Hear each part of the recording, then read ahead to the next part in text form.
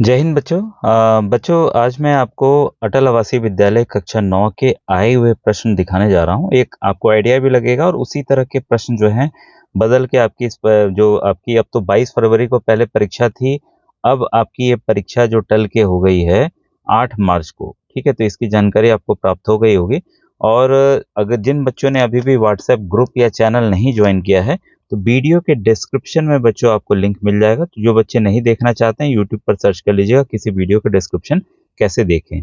और साथ ही साथ कई काफ़ी नए बच्चे जुड़ रहे हैं, तो आप बच्चों प्लेलिस्ट नहीं देख रहे हैं। प्लेलिस्ट में काफ़ी वीडियोस मैं जब से अटल आवासीय विद्यालय 2023 से रन कर रहे हैं, 24 से, तब 24 सत्र से, तब से मैं इसको लगातार बता रहा हूँ।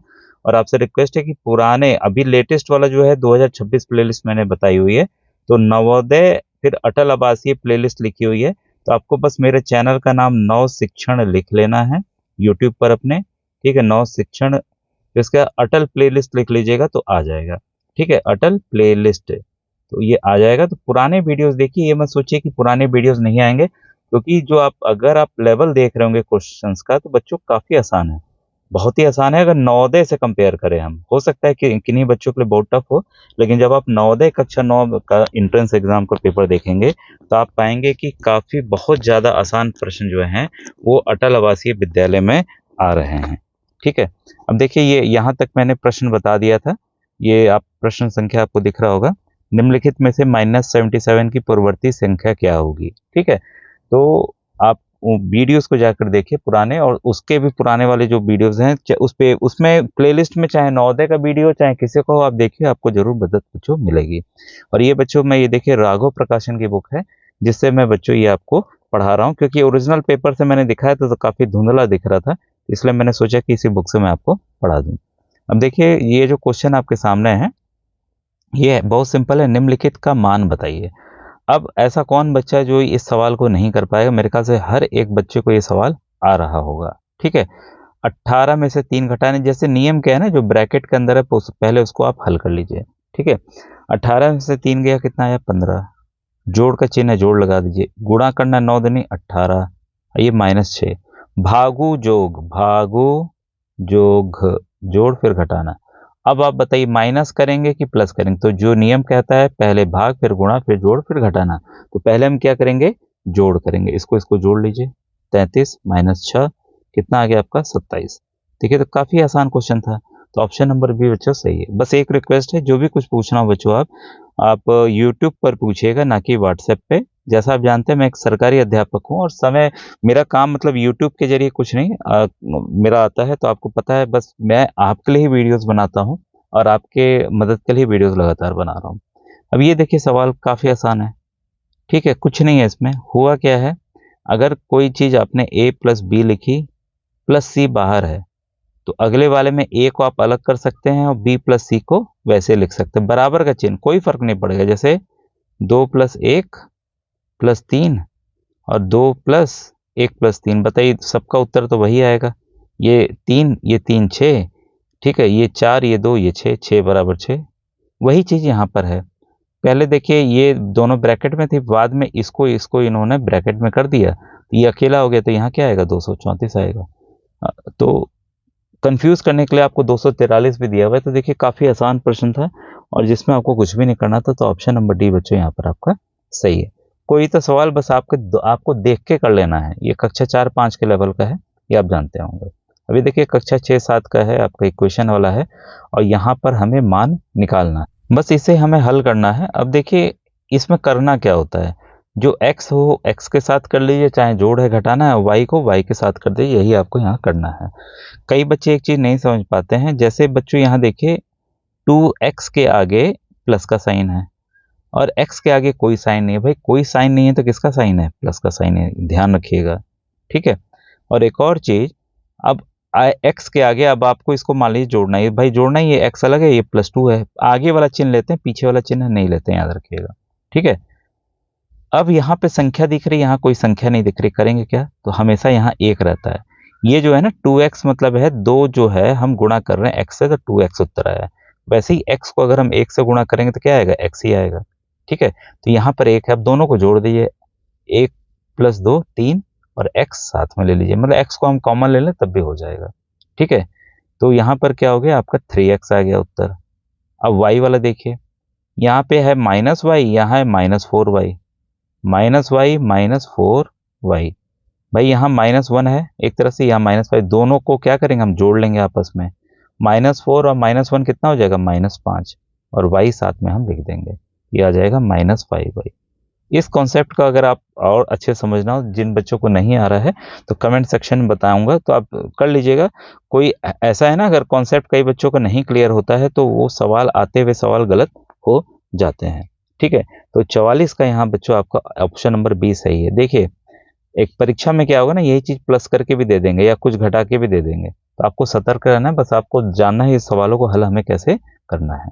ठीक है, अब देखिए ये सवाल आया हुआ है, जो बच्चे NMMS का एग्जाम दिए होंगे, राष्ट्रीय आय में योग्यता आधारित, उसके भी मैथ्स के वीडियोस हैं, अगर आपको और अच्छे वीडियोस देखने हैं तो उसको देखिए, वो भी कक्षा 8 का ही है।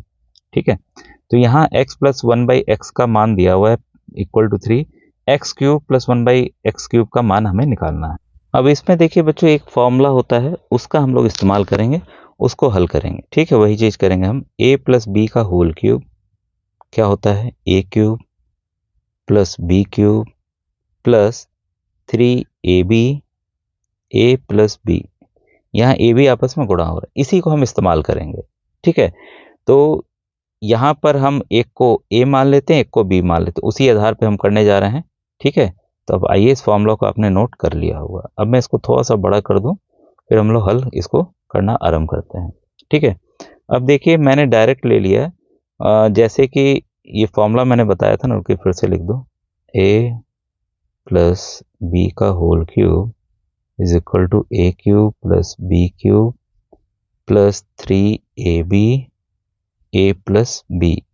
अब इसकी जगह मैं x रख दे रहा हूं।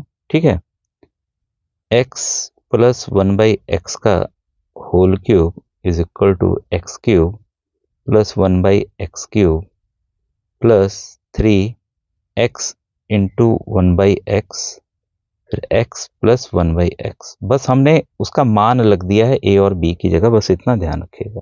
ठीक है, अब हम इसको अकेला करेंगे और ये चीज को उधर ले जाएंगे तो माइनस हो जाएगा, तो इसी को मैं पहले लिख रहा हूं। ठीक है, x³ plus 1/x³ is equal to, अब ये वाला चीज पहले लिखेंगे क्योंकि मैं उस वाले साइड को उधर ले जा रहा हूं दूसरे तरफ, -3 x कट गया तो 3 रहने दें, और ये ब्रैकेट वाला हो गया आपका x प्लस 1/x।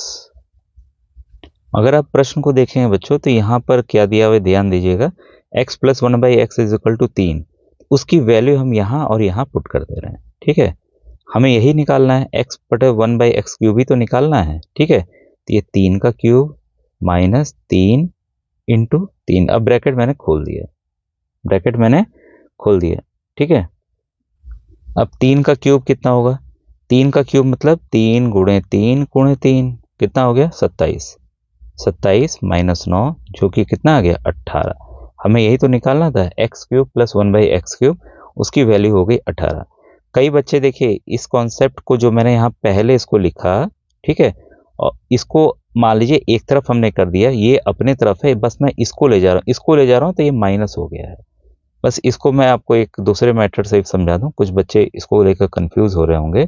जैसे 5 इज इक्वल टू 2 प्लस 3, ठीक है, अब बताइए आप 2 प्लस 3 इज इक्वल टू 5 लिख सकते हैं कि नहीं लिख सकते हैं, लिख सकते हैं, पलट के हमने लिख दिया, कोई फर्क नहीं।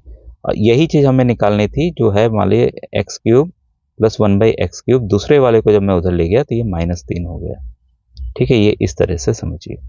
ठीक है, तो वही चीज मैंने उस वाले इक्वेशन में बच्चों किया था, क्योंकि हमें इसका मान निकालना था, यहाँ पर हमें यही तो निकालना था, x³ प्लस 1/x³, तो इसकी वैल्यू क्या आ गई आपकी 18 आ गई आपके सामने। तो जब भी सवाल हो अगर फॉर्मूला से करेंगे, शॉर्टकट भी है इसका, लेकिन शॉर्टकट अक्सर भूल जाते हैं, कोई गड़बड़ी हो जाती है, लेकिन ये फॉर्मूला आपको कहीं पे भी किसी भी जगह बच्चों आपको काम आ जाएगा। ठीक है, देखिए नेक्स्ट क्वेश्चन है, a² माइनस 25 के गुणनफल निम्नलिखित में से क्या होंगे। बच्चों कई चीजें ना फॉर्मूला बेस एक रहती हैं, जैसे आपने ये देखा होगा फॉर्मूला x² माइनस y², या इसको हिंदी a वाला ज़्यादा प्रचलित है, a² माइनस b²। इसको हम कैसे लिख सकते हैं, a प्लस बी और a माइनस बी। ठीक है, इसमें कुछ नहीं, अगर आप इसको इसको गुणा करेंगे तो यही आएगा, A square minus B square आएगा। तो ये फॉर्मूला आप जरूर याद रखिएगा, A square minus B square equal to A plus B A minus B.